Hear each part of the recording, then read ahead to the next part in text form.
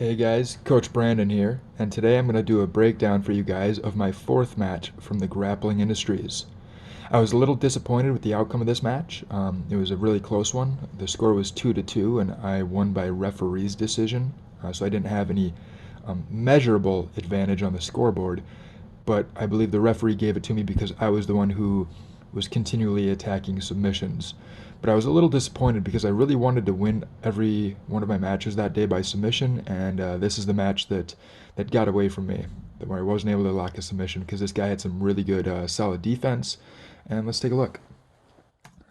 So we start off on the feet. I immediately pull guard because he feels strong.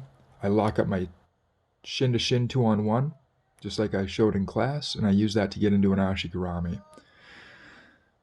Now from here, he's starting to peel the foot off my hip, and it's not working, so he shoves my legs down to the floor to try to clear the knee line so he can get his knee free from my legs. Once the knee comes out of the legs, the heel hook is lost, and so I try to go on a calf slicer, and he locks his leg out straight so I can't finish it, and he's using his secondary leg, you can see here in my pressing off my hips, to try to stop me from pulling his knee back in. Okay, so a lot happened there in the last 30 seconds. Let's go back and look at that again a little slower. So as soon as I drop to guard, you'll see that he steps in and commits with his right leg. So he allows me to lock that shin to shin 2-on-1. So he didn't do a great job defending that connection. As I lay to my back, I use my right foot here behind the knee to off balance him and get my ashigarami. Now he's going to try to take the foot off the hip, which is good. That's what he should do. But he's having trouble. So what he decides to do instead when he can't push the foot off my hip is he shoves my legs down to try to push my legs below his knee. Because then I won't have his knee line for the heel hook. I need his knee on this side of my legs. Okay? But if he can, and I still have it just barely. Oh, but when he pushes, and now he rolls to his butt, and now he's pushing off my knee, trying to clear his knee from my knee line. So he's framing against my leg and trying to push himself back. And then he turns to his hands and knees, and here you can clearly see his knee is out of my knee. His knee is out of my knee line. So the heel hook is completely lost. So I'm trying to chain to my next attack, a calf slicer. But when I go to my calf slicer, he is completely locking this leg out straight. So it's really hard to get a compression of that leg and get that leg to contract and bend. So when I realize he has the defense on for that, I'm going to go back to try to control the foot 2-on-1 here. So now I'm controlling the foot and the ankle with a 2-on-1 grip. And I'm going to try to pull his knee back within my knee line so I can keep going after the heel hook. But the fact that he has this foot placed on my leg is going to make it pretty challenging. So I was working with this with Zach afterward, and I think what I should have done is I should have gotten a better 2-on-1 grip here, so I had a good, strong control of his right leg, and then I should have used my legs and feet to combat his secondary leg, to combat his left leg. So I should have been pushing off the hamstring, the sole with the sole of my foot, just to get his secondary leg out of the mix. Because right now it's the secondary leg that's pushing off my hips that's really causing the problems. This is a really, really common scenario when you're going to go for leg locks. So if you want to be a strong leg locker, you're going to have to learn to deal with this scenario. And here I do not get it. You'll see that he's going to turn to his butt here in a second when he can't free his ankle. He turns to his butt, and I'm going to try to pull this knee back within my knee line by using my 2-on-1 grip. But it's just not there. And now you can see that he's starting to try to go for my leg. So now I need to think about defense. So I was going offensive, and now that I see him trying to attack me, I need to make sure that I don't get submitted myself.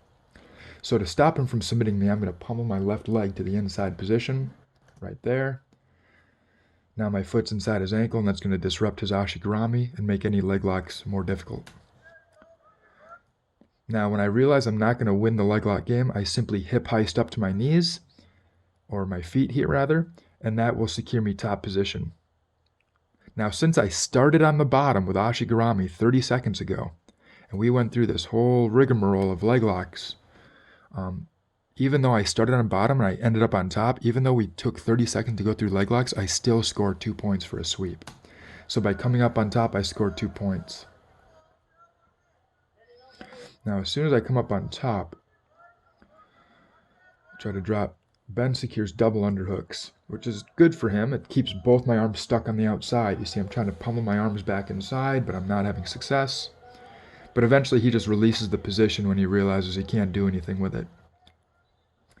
Usually that position is good if he has inside position with his feet. If he has butterfly hooks, he can now use his legs to start elevating my hips and my torso. But in this scenario where his legs are on the outside and more or less a closed guard position, those double underhooks are not very useful for him.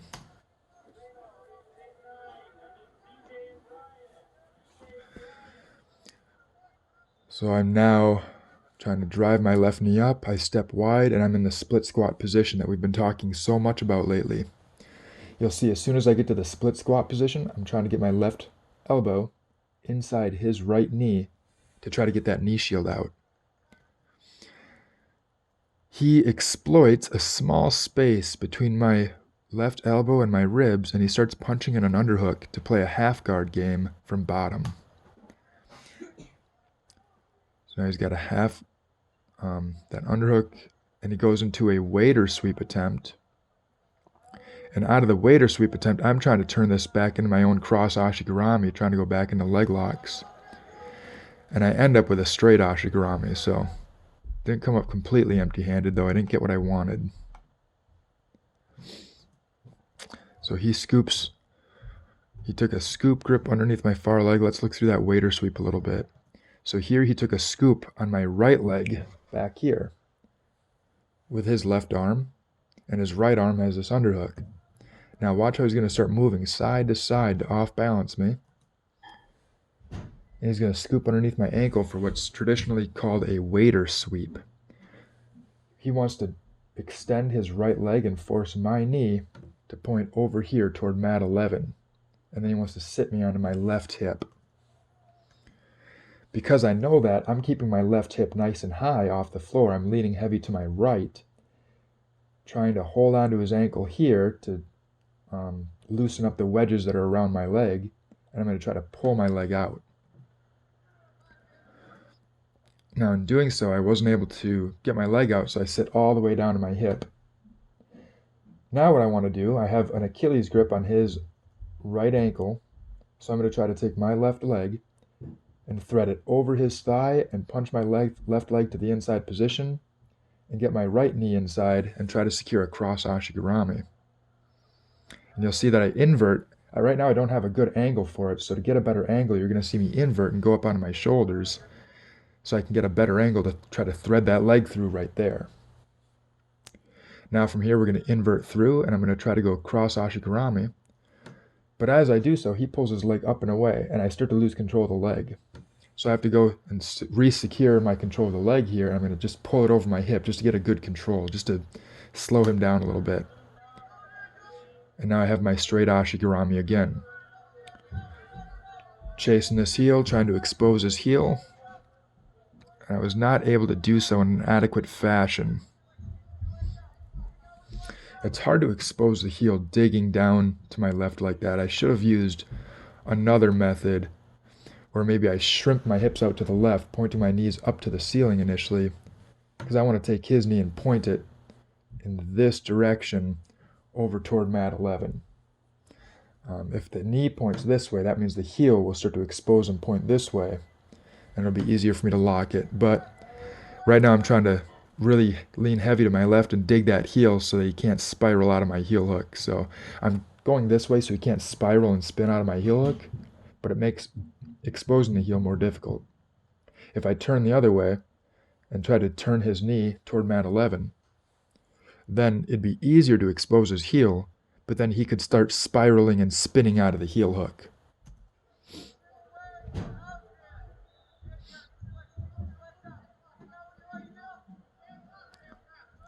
So he's starting to get out, but you're going to see I'm once again going to control the lower part of his leg with a 2-on-1 control and try to thread back into an Ashigarami.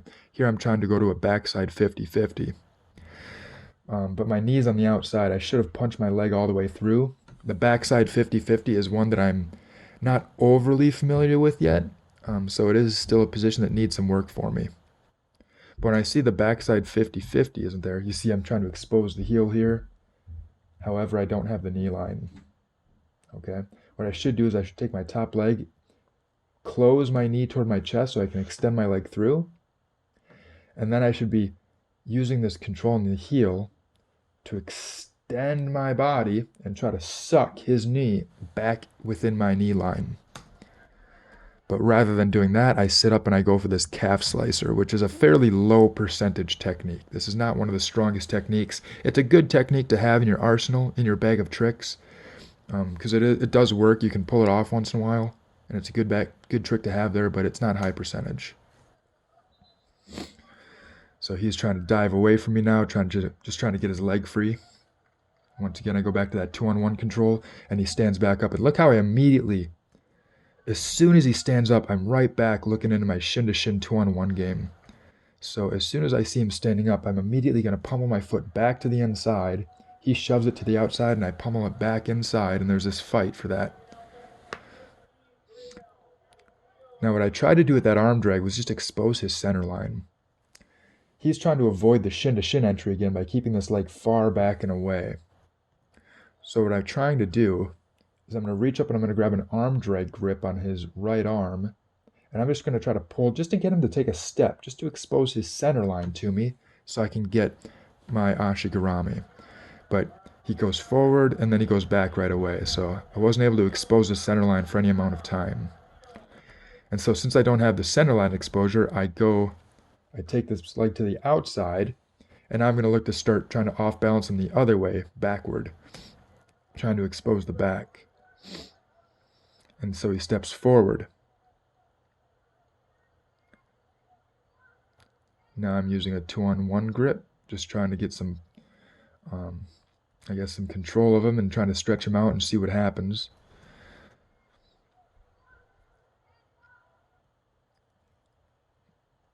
I would like to try to shoot a triangle here, but it'd be low percentage. Everything here is just wrong for the triangle, but he's keeping his body in a good position, so I don't have a lot of attacks here.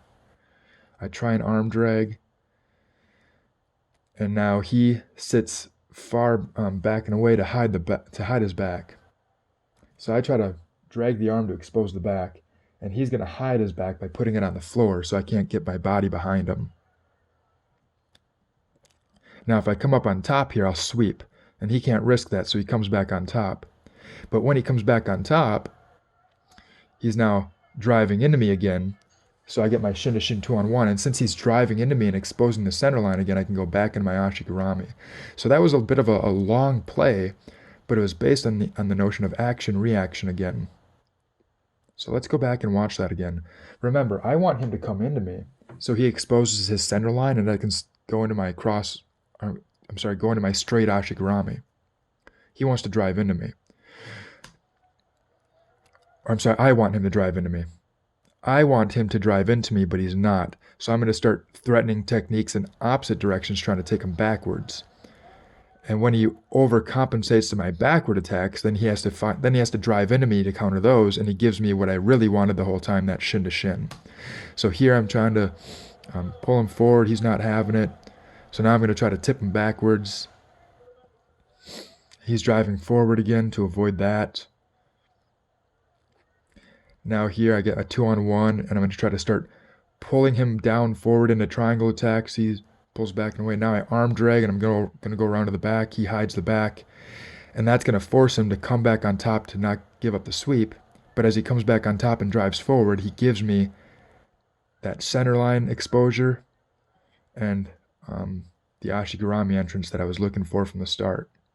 So again, I wanted the shin-to-shin Ashigarami entry, but I had to use some action-reaction and some tricks just to get him to put his body in the position that I needed his body to be in.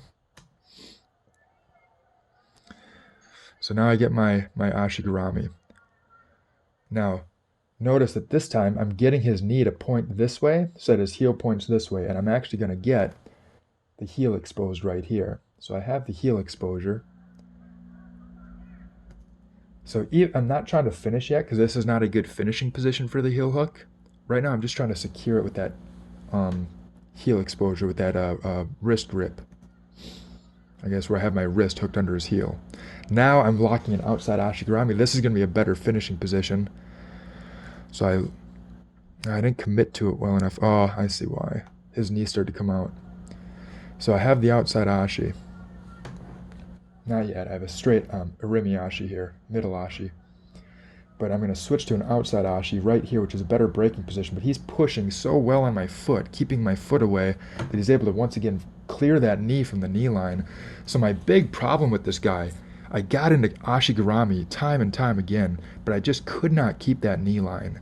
So that is going to be something that I need to go back to the drawing board, and I need to get better at keeping that knee line against strong, tough, talented resistance. He stands back up so he doesn't give up the 2 points. I believe we're tied right now because I think he swept me with that waiter sweep attempt. So the score is 2-2 at this point. So now he's trying to pressure in, trying to get in tight to my hips. So you see that I'm immediately framing. He's up, he's going to immediately drop down and try to start getting tight into my hips. I have the inside position with my feet, it looks like. He drops down, controls my hip here, and controls my head here. So he's controlling my hips and head, not bad for me, so I'm framing here. And as I'm framing, I am still pummeling my feet to the inside position. And I get a double ankle sweep out of ashigarami, as you saw. He made the mistake of standing too close with both of his feet.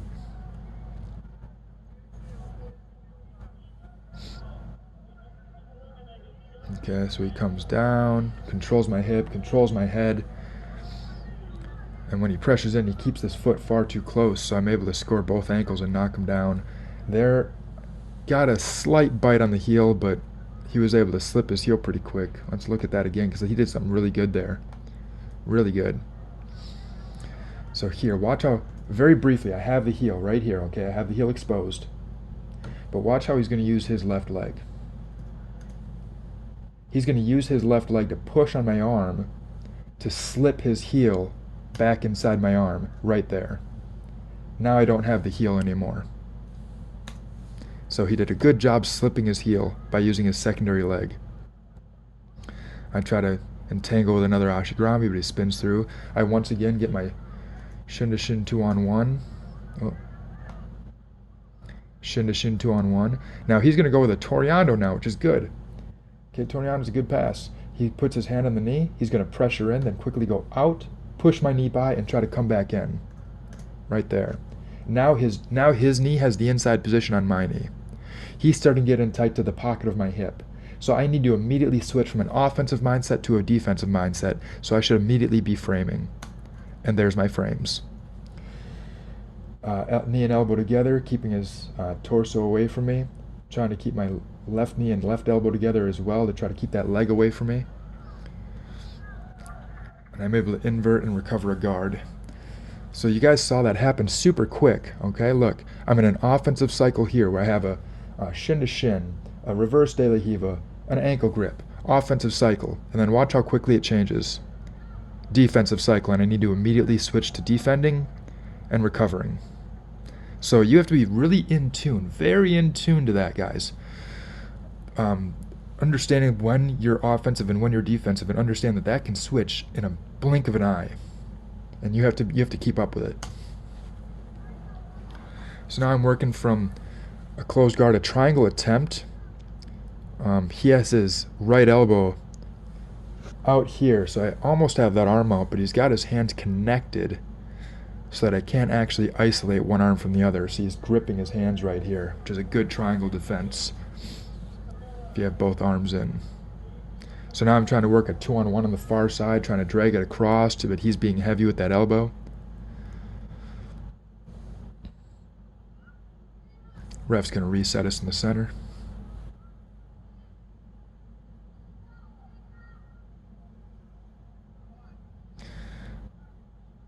Alright, so I'm controlling the posture of the collar tie. I'm working on the other arm. Here I sit up, maybe try to go Kimura, but he uses his head to throw me back down to the floor. I should have passed his head if I wanted that Kimura. Let's go back and look at that again. So I'm trying to set up for a Kimura, but his head's in the middle of my chest. If I want to get a Kimura, I need to shuck his head here underneath my left armpit. I sit up, but he uses that head to drive me back down. There is no Kimura with that head in my way.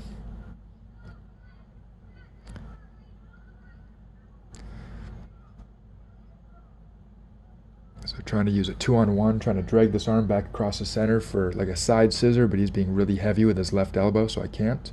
Now I'm trying to work inside for a clamp position, and he decides he's had enough of that, so he stands up to break open my guard, and he uses a knee post method to break it open, which is a strong method. Again, the best way to open closed guard, I've said this before, best way to open the closed guard is to stand up. And that's what Ben does here, and it works effectively on me. So he stands up. Now, what he's going to do is he's going to take his knee right into the middle of my butt, and then he's going to take his left leg and step back to try to drop, right here, and that's going to split my legs right in the middle. And he's able to break open my closed guard. So I sit up on a single leg, and now we're into another split squat position, so I don't have a lot of offensive options. You see me pummel over my lasso. We talked about that from the split squat, just as a defensive tool. Just trying to stop him from coming in there. I put my frames up because of the lasso wasn't strong enough on its own. And I'm able to recover my guard eventually. So my whole thing from this split squat is not really to attack him, usually. It's just to get him out of here, because this is not a good spot for the bottom player. This is not a good spot for me, to have him driving in like this. So I'm able to recover. Now that was really terrible, and let me explain why. That was just really stupid on my part. Now, it's a low time, and I really want a submission in this match. I want submissions in all my matches. So I'm going to try to go into an Imanari roll. But the reason I was so stupid is because I try to attack the rear leg. That's just, why in the world would I do that? I'm reaching for this rear leg. That's the farther leg away. Imanari roll to your left, you idiot. This leg is extended. It's in front of you. Use your left arm to snag, fall down to your left shoulder, and Imanari roll on the leg that's in front. You moron. But for whatever, okay, now that leg's in front, so maybe it's back again. So you see I'm reaching for the back leg, trying to Imanari roll on the leg that's further away. I should have done that on the lead leg, but I'm stupid. And I come up empty-handed with that. And we saw that happen again. We saw this earlier in the match.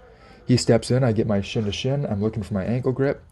And he's going to go back to this Toreando, where he's going to push on my knee to shove my shin-to-shin control by, so he gets his knee to the pocket of my hip. Right there. But as soon as he's getting that knee tight to the pocket of my hip, I need to be defending. So I immediately put my right foot in the hip so he can't close the distance, and I'm probably going to start framing as well. Yep, framing, there against the head. He backs out. Now I have a De La Riva hook. I'm going to try to invert on the near leg now. He steps out. He's going to go back to that same Toreando. I'm framing because he got in tight to my hip, and I'm going into the leg, and then the time stops. So the time stops right here. You can see the ref gave the end, the stop motion there. Let's see that again. So I have the same shin-to-shin that I want to use that shin-to-shin Ashigarami entry. He's going to use that same Toreando. So the Toreando seems to be effective against this shin-to-shin. I'm going to have to remember that. He pushes it by. His knee goes tight to the pocket of my hip. So I need to immediately start defending. I was in an offensive cycle, and I immediately go to a defensive cycle. And now I'm trying to climb up on this leg to secure an Ashigarami. And that was the whistle. That's time. So I was about to get into another Ashigarami, and then the match ended. So a lot of good things in that match. Again, this was 2-2, but because of all the Ashigarami entrances and the near heel hooks, they gave me the decision victory because I was the one on the attack. I was the one who was in the offensive positions and really dictating where the match was taking place. So a lot of good things there. We saw how effective that shin-to-shin 2-on-1 was. I used that a number of times to go into this guy's leg and isolate his legs. Unfortunately, once I got the legs, I was not able to keep the knee line. So understand that it's incredibly important. If you guys are interested in developing your heel hooks from Ashigarami, you have to keep their knee inside your knee line. You have to keep their knee in front of your legs, up in front of your thighs, and not slipped through your legs so that their knee is behind your hamstring. If their knee slips through your legs so that their knee is behind your hamstring, there is no heel hook, and you have to either pull that knee back in so it goes in front of your thighs again, or you need to switch off to something else. And then we also saw how effective that Toriano attempt was against the shin to shin, where he quickly went or put me from an offensive cycle to a defensive cycle by driving his knee past my knee into the pocket of my hip and forcing me into defensive cycles. So that was also very good. We also saw that the only way he was able to get on my guard was by standing up. Right? I've mentioned that before as well. The best way to break open the closed guard is to stand up. He stood up and he used a specialized version of a guard break, a knee post method, where he posted the knee in the center of my butt and he drove that through my guard. Well, that's a lot of good information for you guys to chew on. There was a lot of good stuff for you to take away from this, both from me and from my opponent Ben. Ben was also a very, very good grappler. He hung in there with me, and yeah, he was a tough dude. I hope that was beneficial for you guys, and I hope you enjoyed. Hope you learned something. Thanks for watching.